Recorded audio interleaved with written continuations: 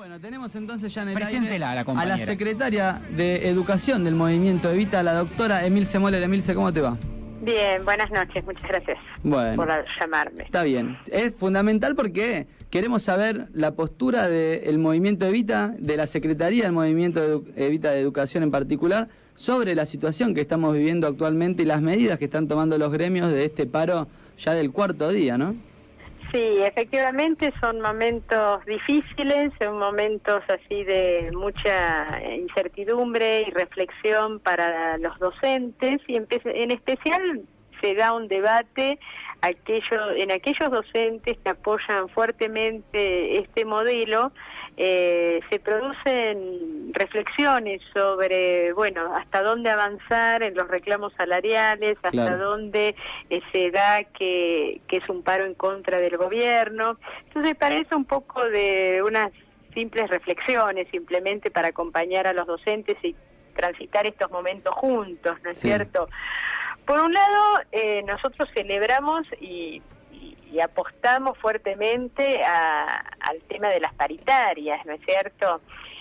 Siempre entendiendo que justamente fue este gobierno que en un hecho histórico es quien instauró las paritarias, ¿no es cierto? O sea, para ir poniendo un poco de contexto, ¿no? O sea, nosotros tenemos posibilidades de hacer las luchas salariales en este marco gracias a que este gobierno restauró las paritarias y las sostuvo. Así que también desde en estos análisis de reflexión, el contexto del trabajo del docente se da en unas situaciones que, si bien por supuesto uno mira todo lo que falta, también hay que analizar en qué contexto hoy podemos trabajar los docentes, en donde casi que en líneas generales en las escuelas se va a enseñar y no a comer. Es decir, que se corrió el eje del comedor, de la función social, para convertirlo en un eje de docencia, de enseñanza, con todas las problemáticas. El tema de que a su vez la sociedad, los niños, los padres, están con todas las mejoras que han alcanzado estos años respecto de los cobros salariales, los cobros por derechos adquiridos como asignación universal por hijo y demás, que ponen un piso en donde, como en muchos análisis y comentarios que se han hecho, a veces decimos, bueno, las cartucheras tienen más lápices, las mochilas tienen libros. También las bibliotecas de las escuelas tienen los libros, también bueno, una serie de cosas que uno tiene que analizar en el momento en que se sienta a levantar la mano en una asamblea del gremio, que, reitero, es muy importante que se participe.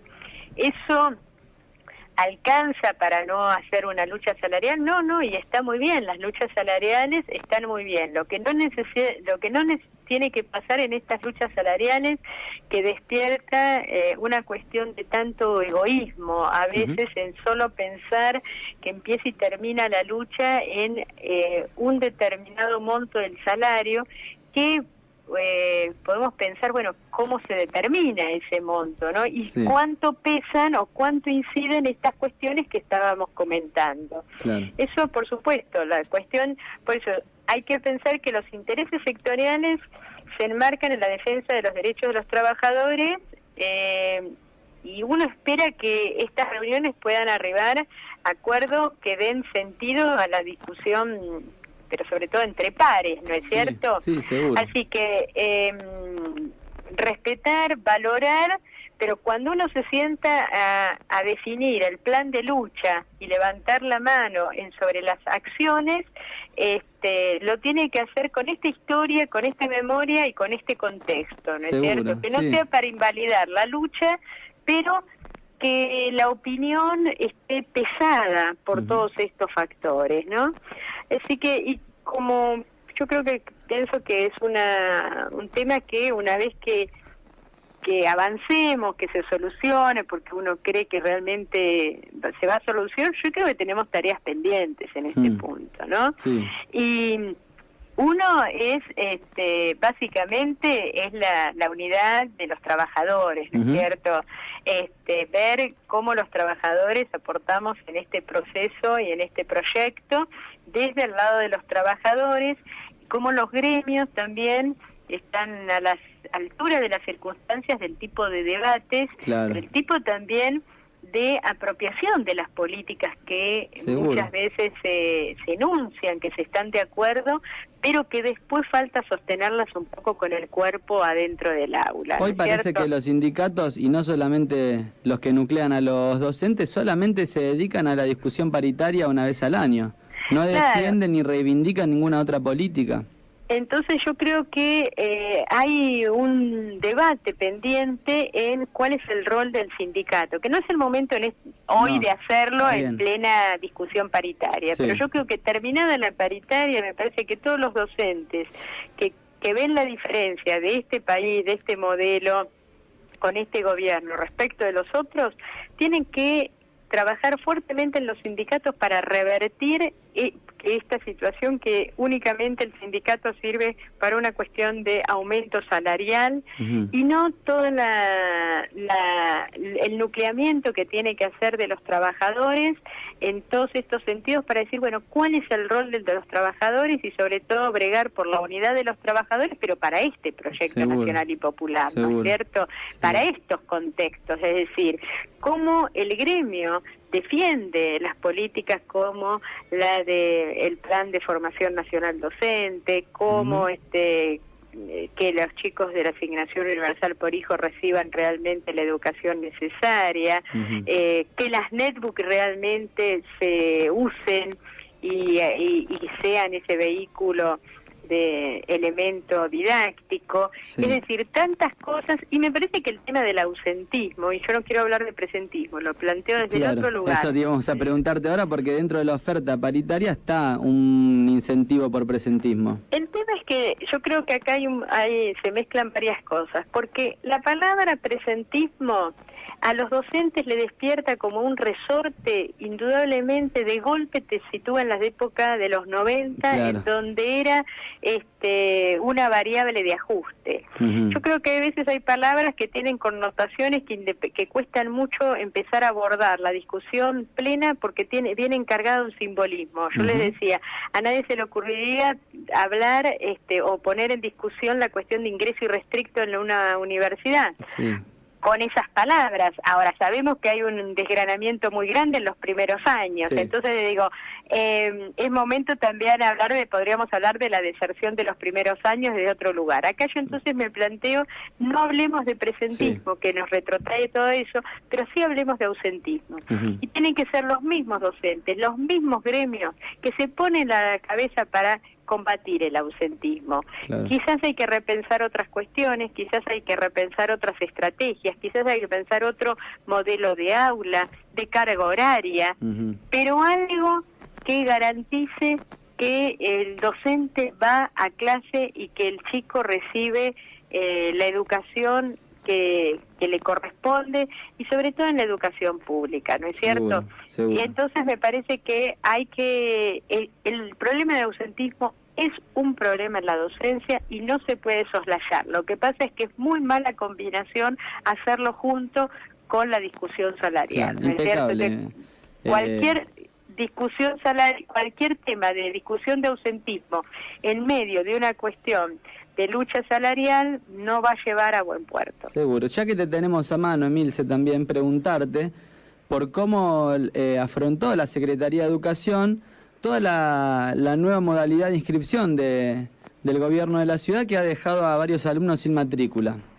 Bueno, nosotros particularmente uno venía denunciando la situación de la matrícula, la cuestión de la ciudad de Buenos Aires, desde la implementación de la asignación universal por hijo. Ahí ya había colisionado los derechos de los padres, de las mamás, en cuando no tenían acceso. En particular, como la asignación previó que podían asistir a instituciones privadas, eso se fue mitigando. Pero nosotros ya sabíamos de el déficit y se le venía venían insistiendo, marcando y exigiendo casi desde el Ministerio de Educación de la Nación la solución de esta situación, de los cuales hicieron caso omiso absoluto a todo esto. Hoy en día crearon dos problemas. Por un lado, implementaron un sistema en donde el sistema en sí estaba mal diseñado. Es decir, ahí cometieron desde lo político la torpeza de crear un problema donde no lo había, porque no había grandes quejas por las colas que había que hacer. Es decir, que ahí generaron un problema. Y pusieron en blanco y negro realmente la situación que uno venía denunciando, es decir, que a nosotros en ese sentido desde la denuncia pública nos favorece, porque bueno, se vio que realmente las deficiencias. Sin embargo, con sensibilidad social nos apena fundamentalmente muchísimo esto, porque la situación que vamos encontrando es la reasignación de los chicos en distintos lugares, de los cuales eso significa traslados con los inconvenientes onerosos y demás, en donde es una traba más para que los chicos puedan tener acceso a la educación gratuita que merecen en esta ciudad, ¿no? Y por otro lado, lo que queda absolutamente en evidencia son los modelos en donde se están disputando hoy en día las políticas. Por un lado, además de la asignación por hijo, se va un paso más con el progresar para que todos tengan acceso a la educación, y una ciudad en donde hace caso omiso, cierra, achica, expulsa, y hoy en día no da ninguna solución más que esa payasada de los containers. Seguro. Bueno, Milce, agradecerte como siempre, muy clara, muy explicativa, si es que se usa así la palabra. Y seguramente te estaremos contactando porque este es un mes cargado de dolor, el mes de la memoria, y sabemos de tu pasado como presa política, así que seguramente tendremos otra comunicación más adelante. Así que agradecerte y bueno. Bueno, muchas gracias a ustedes por permitirme estas reflexiones conjuntas. Bueno, un abrazo. Muchas gracias. Adiós. Ahí pasaba la doctora Milce Moller, secretaria de Educación del Movimiento Evita, que tocó dos temas fundamentales, Maurito, que no habíamos podido hablar en su momento. Y se nos fue volando. Se nos fue el programa. No la podíamos cortar porque impecable la descripción de la situación y del rol de los gremios y de a dónde apuntalar la verdadera discusión y dejar de ser únicamente una plataforma para discutir el salario, digamos. Dejamos el programa, se viene el programa de los pueblos originarios, espero pronunciarlo bien. Agasaganuk Osobá. Está bien. Vienen a